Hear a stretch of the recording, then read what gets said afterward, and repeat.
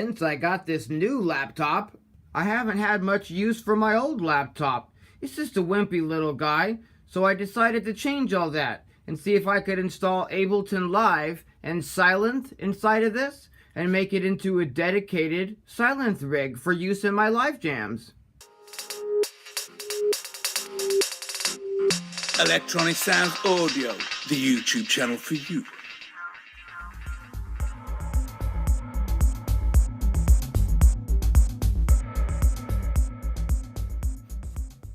Here's how I turned this really wimpy laptop into a dedicated Sylenth rig. First thing I want to note is that all of these items are things that I had laying around the studio already. By no means would I go out and buy a junky laptop and a dedicated sound card just to have a Sylenth rig in an old laptop. But to get some use out of stuff you've got laying around the studio maybe, I think this is a really good solution.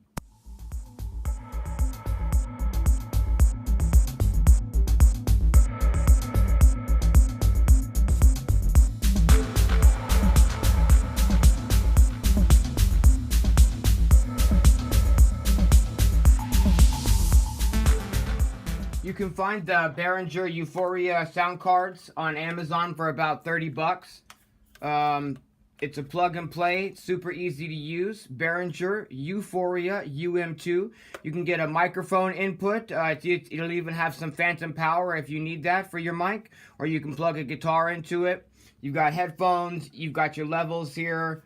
You're good to go. 30 bucks, bam. I typically use my Novation Launch Key Mini for this dedicated Sylenth rig, but really this could be any MIDI keyboard that you may happen to have laying around the studio. I've assigned all of the 8 knobs on the Novation Launch Key Mini to do stuff inside of Ableton, which I'll show you. The absolute most important thing for me was to be able to change presets inside of Sylenth while playing live, and I didn't want to have to touch the laptop.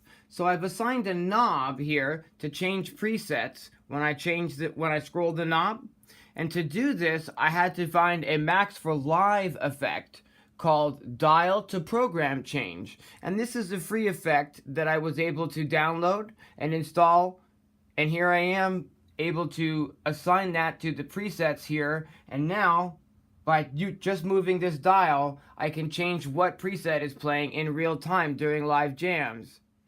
I also wanted to have access to the mod wheel on the presets inside of Sylenth. So on the first knob for the Novation Launch Key, I've assigned that to the mod wheel inside of Sylenth. So on all the patches, I even though there's no mod wheel on the controller, I still have access to that inside of Ableton and Sylenth.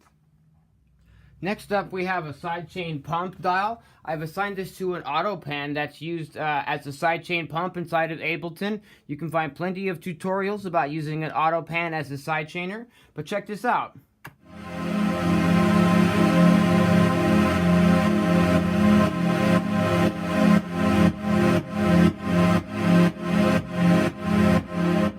So at any time during a live jam, I can bring in the pumping effect on, say, pads or whatnot. It's pretty cool. Next up, I've assigned the knob 3 to activate a gate effect. It's that's tempo sync to 16th notes.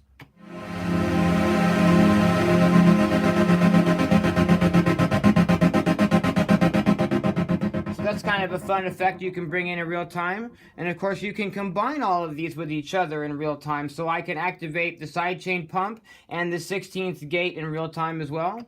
And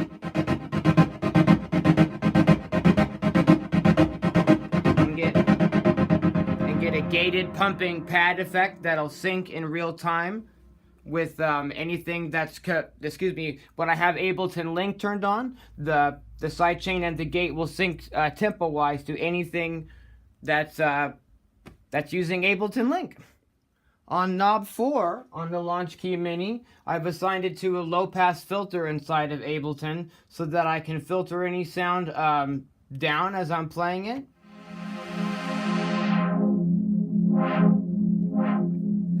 And of course we can combine that with the sidechain pump or with the 16th gate.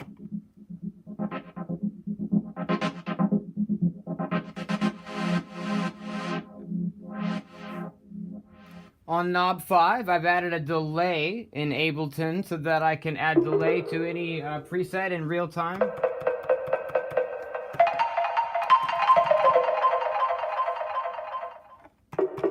So it's super dry. I mean, depending on what the preset has on it already, you know. So even the dry presets, you can I can use this to add delay knob here to, you know, give it some sort of substance in real time. And I also have a knob assigned to the feedback of the delay in case I want the delay to be really long and really dubby.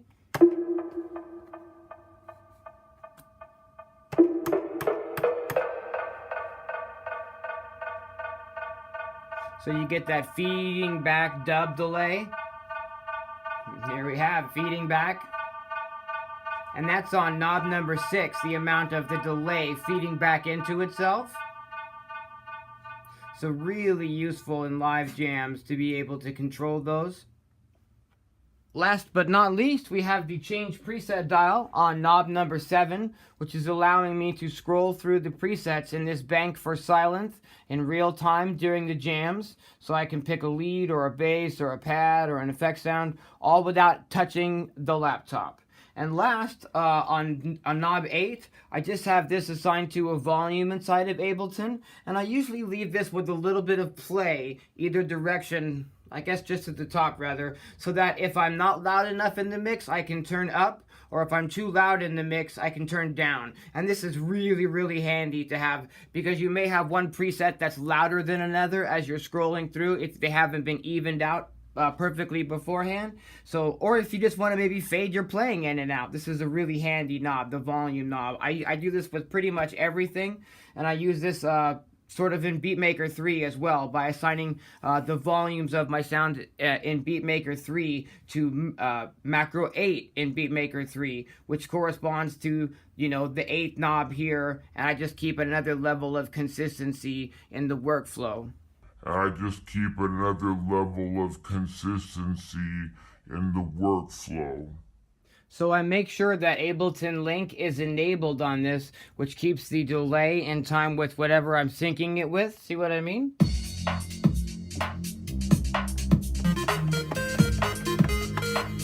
So kind of a dry sound, but then with the knob here I can add delay to that. And it's in time with the mix thanks to Ableton Link, keeping the tempos in sync. And then if I turn the feedback up, I get that crazy delay, which will repeat out for a long amount of time in time with the mix.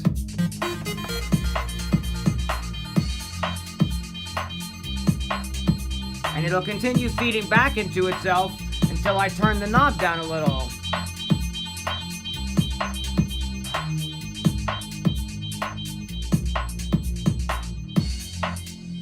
I find this really useful for live jams, the add delay and then the amount of feedback feeding into itself on the delay. Not only do I find this useful for just playing keyboard sounds and synth sounds live in real time, but I think it's a really great feature that you can also use the looping inside of Ableton, because we're linked to Beatmaker 3. Let me give you an example of what I mean. All I have to do to create a loop in real time inside of Ableton is press the very first pad here, and on the downbeat of the next bar, what I play will be recorded. I'll press the pad again when I'm ready for the loop to repeat. Let's see if I can pull it off.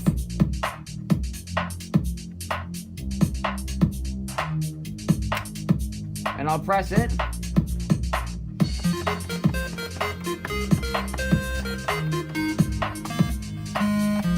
And I'll press it again. And I didn't get it.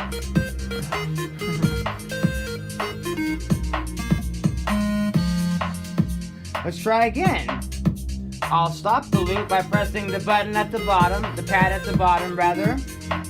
We'll pick an empty slot by scrolling down. And now I've reset it, and in real time I can try again. 3, 2, 3, 4, 4, 2, 3, 4.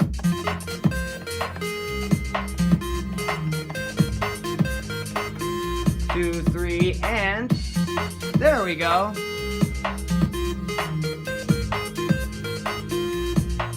And I can stop that by pressing the pad at the bottom. Now I could do whatever I want inside of Beatmaker 3 for a while, do some jamming, and at any time I could turn that synth loop back on. And 2.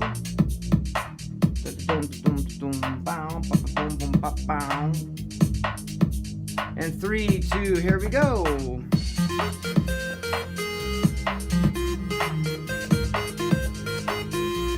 And now I could use the knobs to affect that in real time. Maybe add some delay.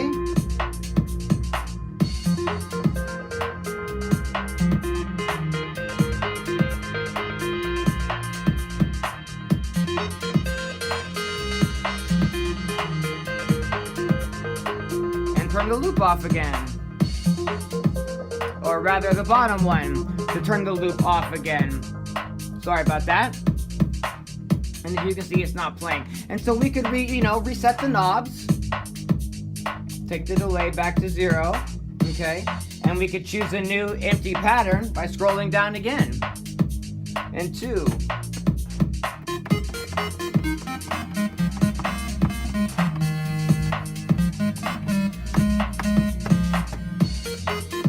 And here we are, looping in real time. Wrong notes and all.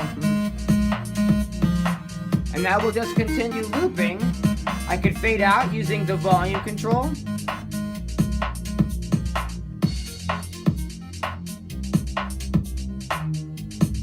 And then I could stop the loop from playing.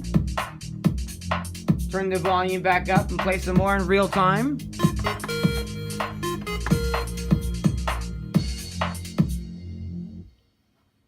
This is really, really convenient to my workflow, using this old laptop that was just sitting around as a dedicated Sylenth machine. So while I'm only able to get one instance of Sylenth running in this old laptop, I still find this to be really useful. Let's take a look at the CPU when I'm running like a pad preset and I'm using the sidechain pumping effect.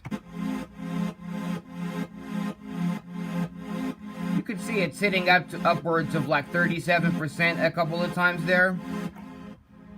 And say if I use some other effects, like if I add the delay and whatnot, and the gator, it might even push that up to a little bit higher. So even though there is a little bit of room left, if I put, say, like a second instance of Sylenth in this rig, it's going to start clicking and popping, and it's really just not going to sound good.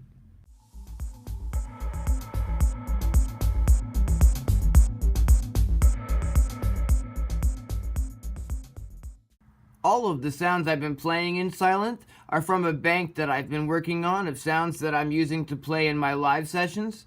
This bank is going to be available at some point and is currently called Dayglow. Here's a list of all these cool presets.